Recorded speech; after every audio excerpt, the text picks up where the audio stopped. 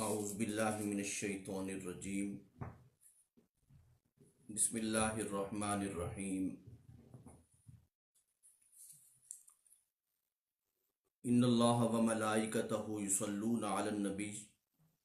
یا ایھا الذین آمنوا صلوا علیہ وسلموا تسلیما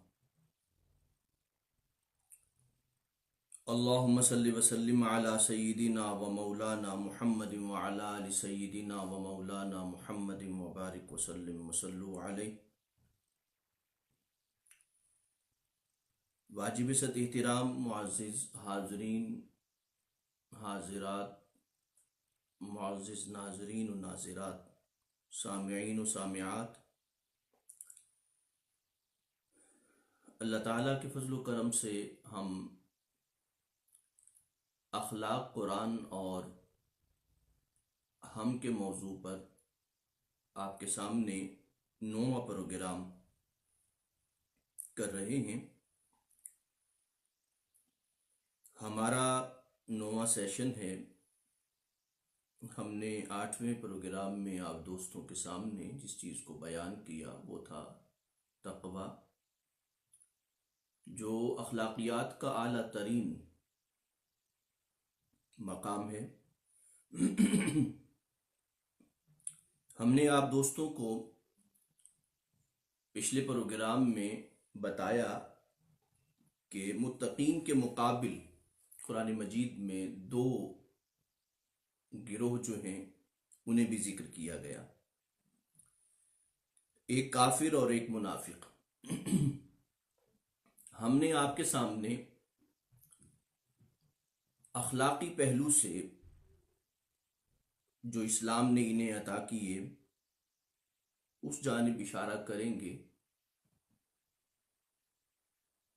اور کچھ باتوں کی وضاحت کریں گے، اور قرآن مجید نے جو 2 مثالیں دی ہیں کہ جو ہمارے لیے درس سبق رکھتی ہیں ان کو آپ کے سامنے بیان کریں گے۔ متقین کے فوراً بعد کفار کا ذکر موجود ہے، اور کفار کا ذکر اخلاقی اعتبار سے جس زاویے سے میں سمجھتا ہوں اسلام نے انسان کو، قرآن کہتا ہے کہ ہم نے لا اکراہ فی الدین، کسی انسان کو اسلام کے قبول کرنے پہ مجبور نہیں کیا، یعنی اسلام کے لانے میں زبردستی نہیں ہے۔ اس لیے ان الذین کافروا کا یہاں مطلب بہت سے علماء نے کیا کہ جنہوں نے اپنی مرضی، اپنی منشا اور اپنے ارادے کے ساتھ کفر کو اختیار کیا،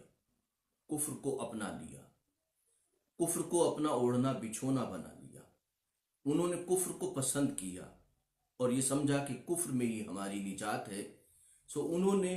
جس طرح انسان کسی چیز کو اپنی مرضی اور منشا سے اختیار کرتا ہے، اس طرح انہوں نے اپنی مرضی اور منشا سے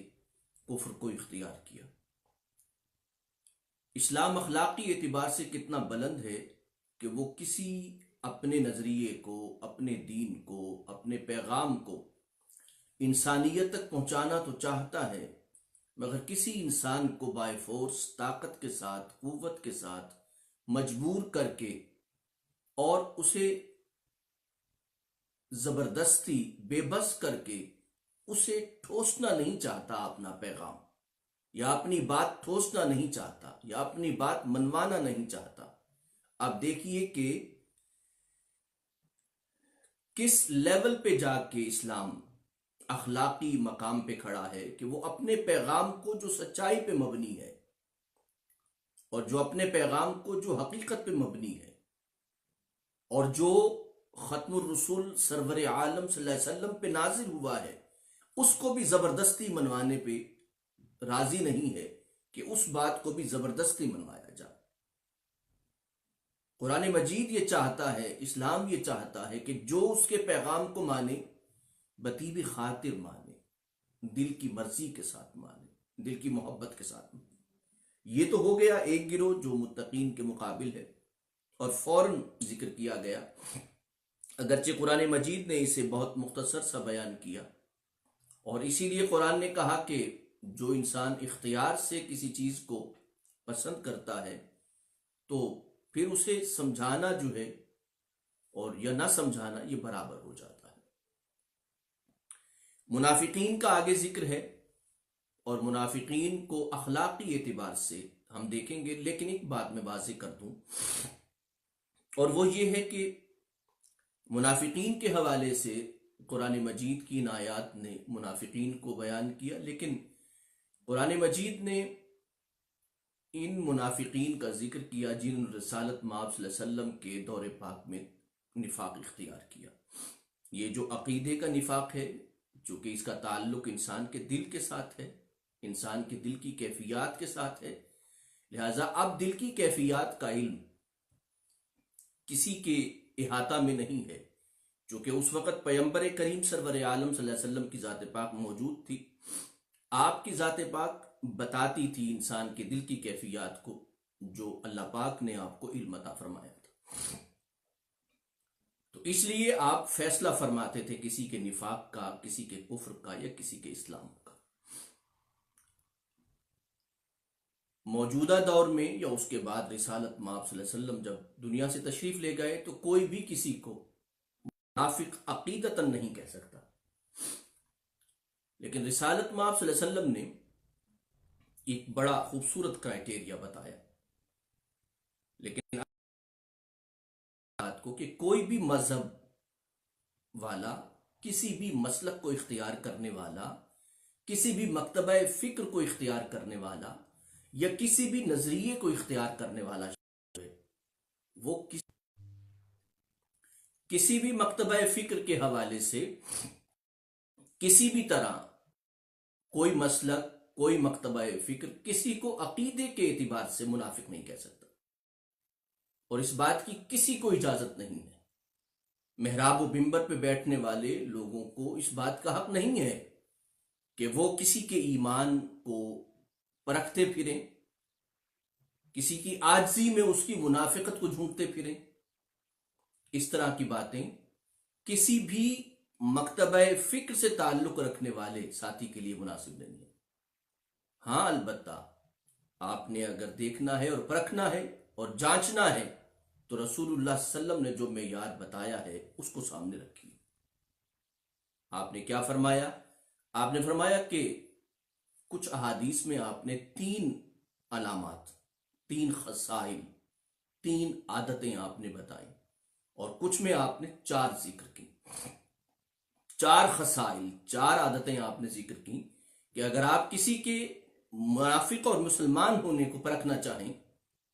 تو آپ یہ کہہ سکتے ہیں، یعنی وہ 4 عادتیں، 4 خصائل، یعنی آپ دیکھیں تو اسے آپ کہہ سکتے ہیں اگر اس میں ایک عادت ہے تو اس میں منافقت کی ایک عادت ہے، اگر اس میں 2 عادتیں ہیں تو اسے منافقت کی 2 عادتیں ہیں، اگر اس میں 3 خصائل ہیں تو اس کا مطلب یہ ہے کہ منافقت کے 3 خصائل ہیں، اور اگر 4 ہیں تو اس میں 4 عادتیں منافقت کی ہیں۔ رسول اللہ نے فرمایا وہ کامل منافق ہے، یہاں تک کہ وہ اپنی عادتوں کو چھوڑ دے، یعنی جیسے جیسے وہ ایک خصلت کو چھوڑتا ہے تو اس کا مطلب یہ ہے کہ اس میں منافقت کی ایک عادت کم ہو گئی۔ اگر وہ 2 چھوڑ دیتا ہے، 3 چھوڑ دیتا ہے، 4 چھوڑ دیتا ہے تو وہ پھر اس کا مطلب یہ ہے کہ اپنی ذات سے، اپنی ذات کی تربیت کرتے ہوئے اس نے منافقت کے خصائل، عادات جو بیان کی تھی، کائنات کے سب سے بڑے سچے انسان نے وہ عادتوں سے پھر بچ جاتا ہے۔ آپ نے فرمایا کہ وہ شخص جب بات کرے، آپ نے فرمایا پہلی عادت کہ جب اذا حدث کذب، کہ جب وہ بات کرے تو جھوٹ بولے۔ آپ دیکھ سکتے ہیں، آپ چیک کر سکتے ہیں، وَإِذَا حَدَّثَ كَذَبَ، کہ جب بات کرے جھوٹ بولے، اور جب اسے امین بنایا جائے، اس کے سپرد کوئی امانت دی جائے، چاہے افراد اسے امانت دیں یا ملک و قوم کی کوئی ملت کی امانت ہو، مال کی امانت ہو، راز کی امانت ہو، وَإِذَا اؤْتُمِنَ خَانَ، جب اسے امین بنایا جائے تو وہ خیانت کرے. وَإِذَا وَعَدَ خَانَ، اور جب وہ وعدہ کرے تو وعدہ خلافی کرے. ایک اور جو رسول اللہ صلی اللہ علیہ وسلم نے فرمایا کہ جب جھگڑا ہو جائے اس سے تو وہ گالیاں دے. علامات ہیں کہ جو اگر کسی انسان میں پائی جاتی ہیں تو رسول اللہ نے فرمایا وہ کامل منافق ہے. آپ اس معیار پہ، یہ ایک ایسا معیار ہے جس معیار پہ آپ عالم کو پرکھ سکتے ہیں، آپ پیر کو پرکھ سکتے ہیں، آپ مرشد کو پرکھ سکتے ہیں، آپ ڈاکٹر کو پرکھ سکتے ہیں، آپ تاجر کو پرکھ سکتے ہیں، آپ استاد کو پرکھ سکتے ہیں، آپ بزنس مین کو پرکھ سکتے ہیں، آپ ہر شعبہ زندگی سے تعلق رکھنے والے فرد کو پرکھ سکتے ہیں، حتیٰ کہ اپنی ذات کو بھی اسی معیار پہ پرکھ سکتے ہیں کہ اگر آپ کے پاس امانت ہو تو کیا خیانت تو نہیں کرتے؟ کہیں مال کی لالچ آپ کو خیانت پہ مجبور تو نہیں کر دیتی؟ کہیں ایسا تو نہیں کہ آپ وعدہ کرتے ہیں پھر وعدہ خلافی کرتے ہیں؟ یہ وعدہ آپ کا فرد کا بھی ہو سکتا ہے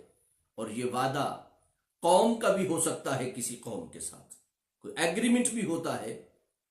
عہد بھی ہو سکتا ہے، ایگریمنٹ بھی ہو سکتا ہے، کسی قوم کا بھی ہو سکتا ہے، فرد کا بھی ہو سکتا ہے. تو یہ 4 علامات ایسی ہیں جس کی بنیاد پہ آپ چاہیں تو معاشرے کے کسی بڑے سے بڑے انسان کو پرکھ سکتے ہیں، صدر سے لے کر نیچے منڈی میں چھابڑی لگانے والا یا چھابڑی اٹھانے والے شخص کو بھی آپ چیک کر سکتے ہیں.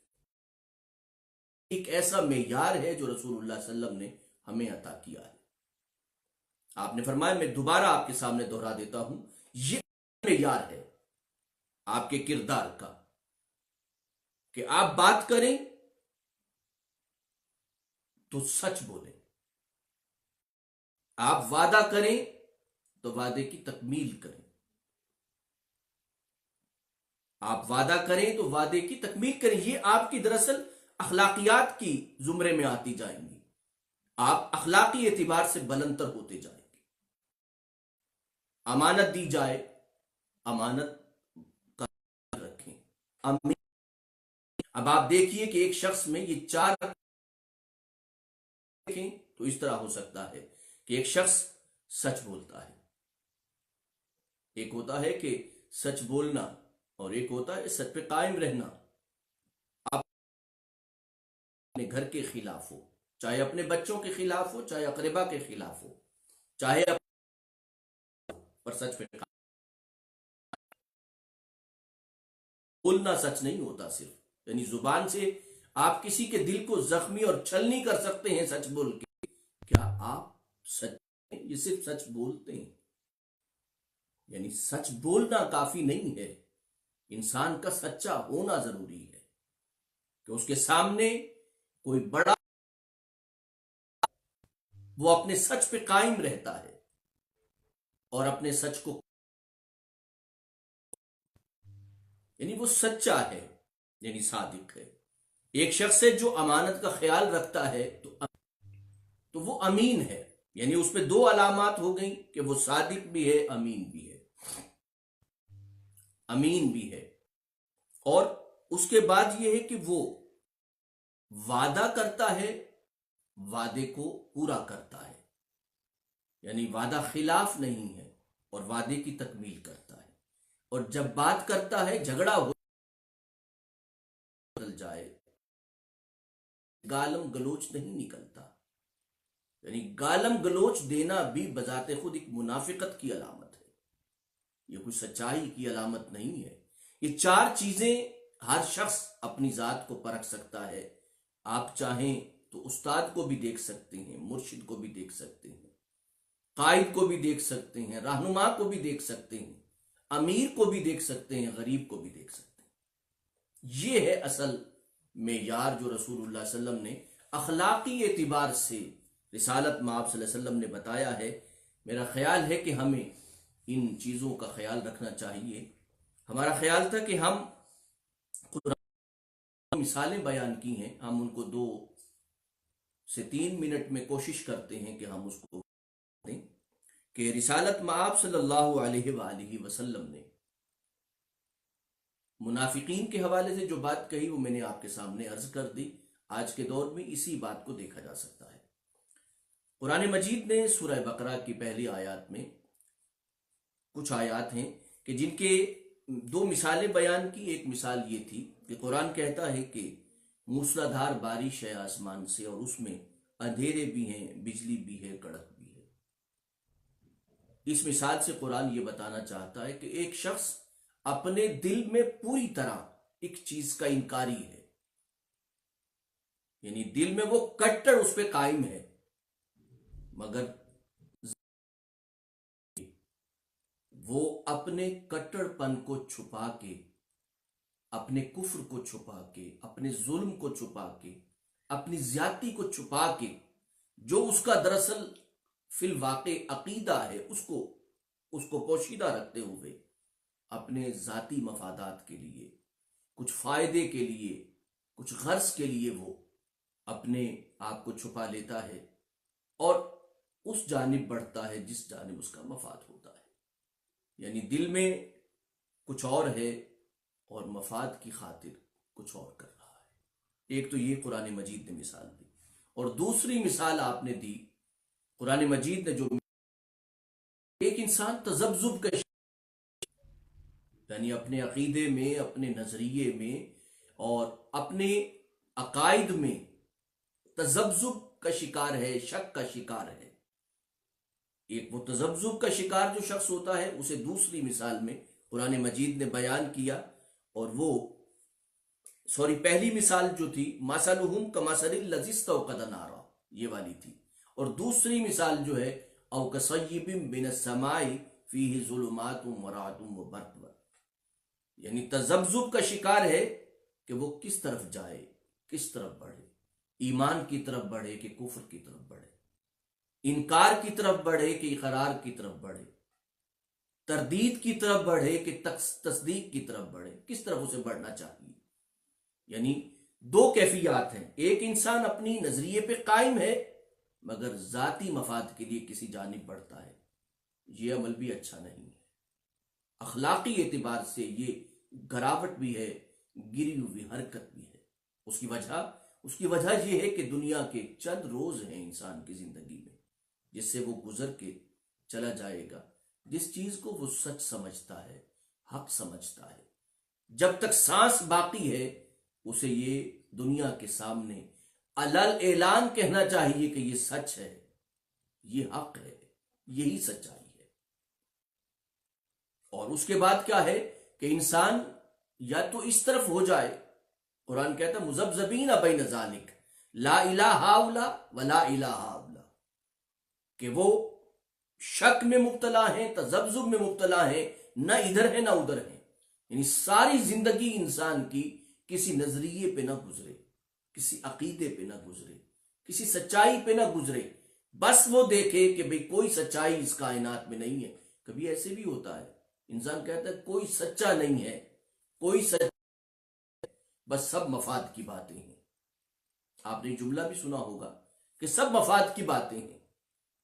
بھئی ہر شخص اپنی دکانداری بنا کے بیٹھا ہے، لیکن یاد رکھیے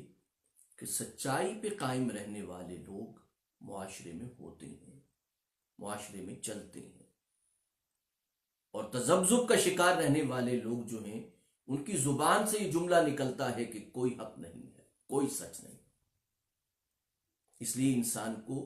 دونوں کیفیات سے اخلاقی اعتبار سے نکل جانا چاہیے۔ جسے حق سمجھتا ہے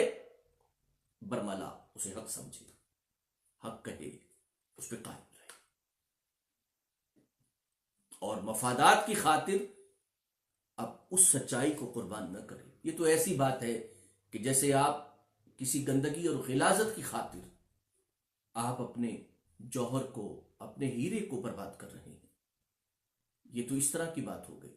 یا پھر یہ ہے کہ آپ کی شخصیت کا وجود کیا رہ جاتا ہے، یا آپ کے بحیثیت انسان کا وجود کیا رہ جاتا ہے کہ آپ کے دل میں سوائے شک کے کچھ نہ ہو۔ آپ کے دل میں سوائے شک کے کچھ نہ ہو، آپ کے دل میں یقین کی خوشبو ہی نہ ہو، ایمان کی خوشبو ہی نہ ہو، آپ کا دل شکوک سے بھرا ہوا ہو، اور آپ نہ کبھی ادھر جا سکیں نہ ادھر جا سکیں. ہاں ادھر بھی جائیں تو فائدے کے لیے جائیں، ادھر بھی جائیں تو فائدے کے لیے جائیں،